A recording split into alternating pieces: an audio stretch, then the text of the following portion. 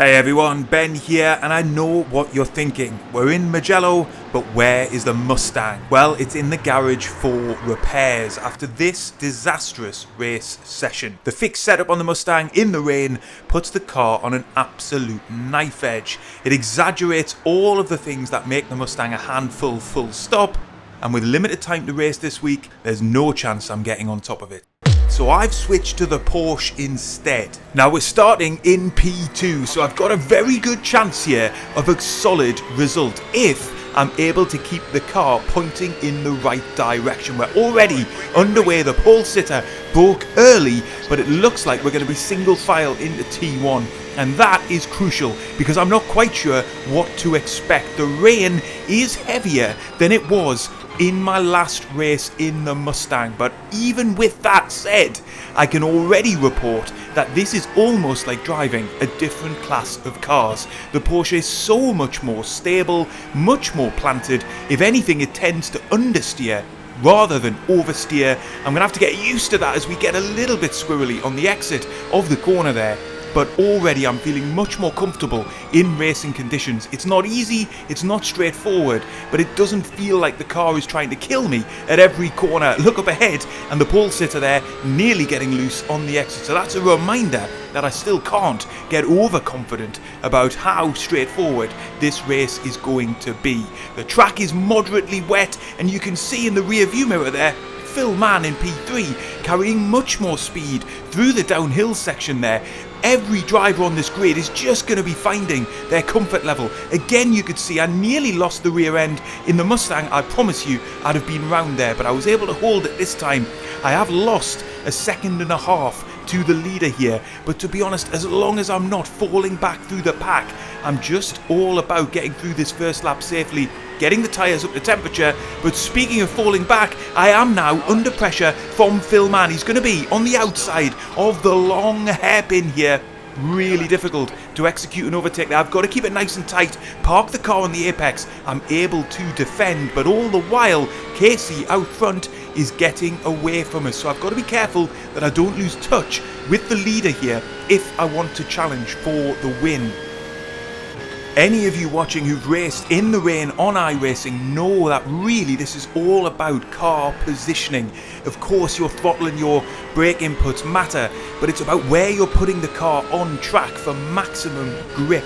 And at the moment, I'm just learning about that as we complete lap 1. We're about a second and a half off the lead, and I have extended the gap there to Phil Mann after a little bit of a worry as he challenged me around the outside towards the end of the previous lap. So hopefully, I'm now just going to be settling into more of a rhythm as I understand more about track conditions. Already the graphic on the right hand side suggests that the level of rain is increasing, so we might see track conditions deteriorate through the course of this race. So I've got to be really mindful as well that the track state is going to be dynamic as we head along this straight. Then get ready for the braking zone. Oh, but I've hit a wet patch on the track. I've lost the rear of the car completely. I'm off into the gravel and my race could be ruined here. I'm stuck on the apex. I've got to let another driver go through. I'm able to start rejoining the track safely. I have lost another position down into P5. That caught me completely by surprise. I just went onto that slick racing line and braked too hard.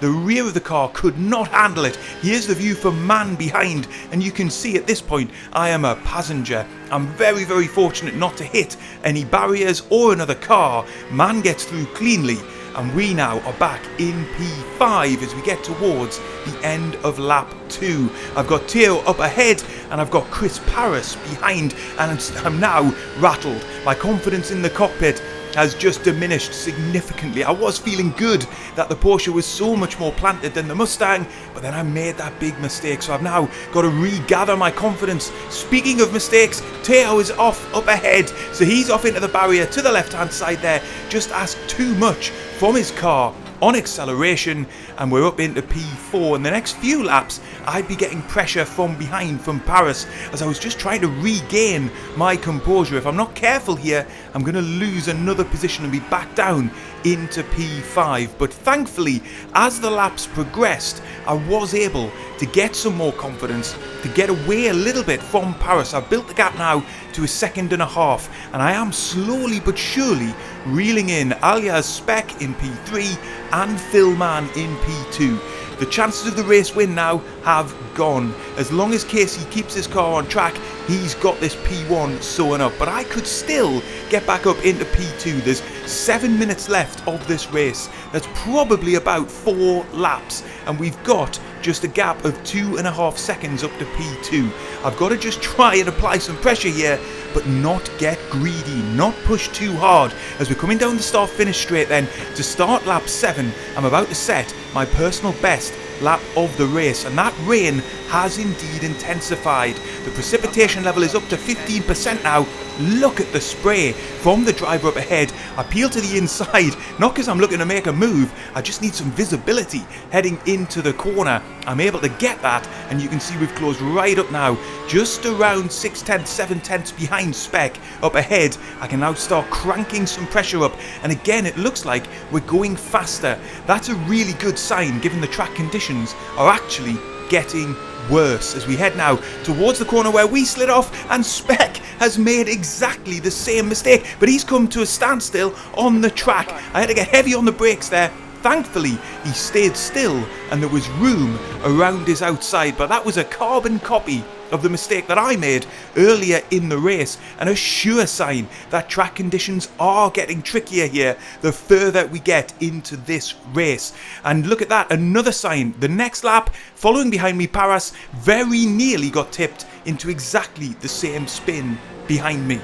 So we rejoin on lap 9, the track continuing to get wetter, but it seems like I'm the most comfortable of the drivers in this battle under these conditions. Chris Paris pressing hard too, but Phil Mann is struggling. We're now just 1.5 seconds behind P2, so not only is a podium on, I might yet recover back to P2 where we span out earlier on in the race, but I've only got 1.5 laps to make this happen. You can see up ahead, man struggling with understeer, nearly off onto the curb. He's very uncomfortable through this long right hand uphill section. I'm carrying more speed through, very nearly pushing too hard there, but I managed to keep it pointing in the right direction. The gap now down to 0.7 seconds, and look up ahead, we've got a back marker to deal with as well. That's Sander Danielsen. And much will depend here on what he does as both faster cars are approaching him. Is he going to get out of the way? It looks as if he is. I'm going to try and get past 2. Yes, we do. And we've managed to maintain the pressure on man up ahead. It's still 0.7 seconds. And we've built the gap out to Paris just a little bit here. But I'm only really going to have one more opportunity to try and get past man if he doesn't make a mistake. Really the best overtaking opportunity here is down into T1. There's not that many other big braking zones to go at. So here we go, we're into the final corner. It's going to be crucial that I get a better exit here than man. The gap is 0.5 seconds, and you can see he's struggling to get the power down. I have got a better exit. I am tucked right into his slipstream, but the spray is unbelievable. So this is going to take a big gamble to get down his inside. Already in the cockpit, I've decided I'm going to go for it. I'm going to shape to the inside here. He even probably thinks in the cockpit I'm too far back to make this move, but we're going to go for it. Down the inside. Can I get it stopped? It looks as if I've just about held the car. I don't get off onto the slippery runoff area, and I'm able to hold the position. That was exhilarating. It was a bit of a risk, but we were able to make it stick. I have to be honest, as I got on the brakes, I did not know for certain that the car would hold. But man left the door open. I really do think, if you see on his onboard there, look at the video screen, I think he probably thought I was just too far behind to make that move. but it was the last lap. I really didn't have too many more chances. You can see he tries to cut back up underneath me there, but I've got the move done and I'm able to park the car on the next apex. But the race isn't over yet. We're still on the final lap. We've still got half a lap to go. The gap back to man now is 0.3 seconds. He's gone from being hunted to being the hunter. The pressure is now on my shoulders to try and hold the car, and who knows, he might want revenge for that lunge into T1. I've got to have my eyes peeled in case he makes a move through any of these corners.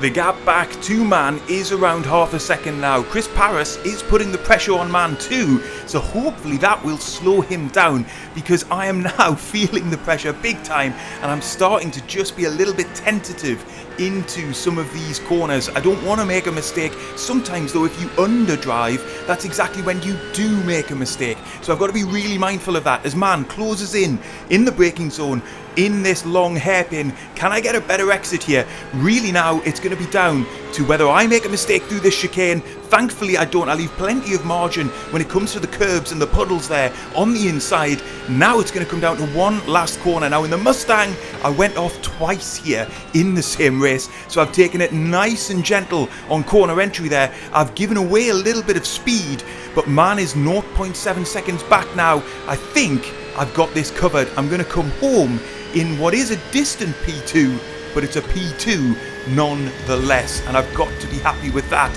given the disastrous mistake I made in the early stages of this race.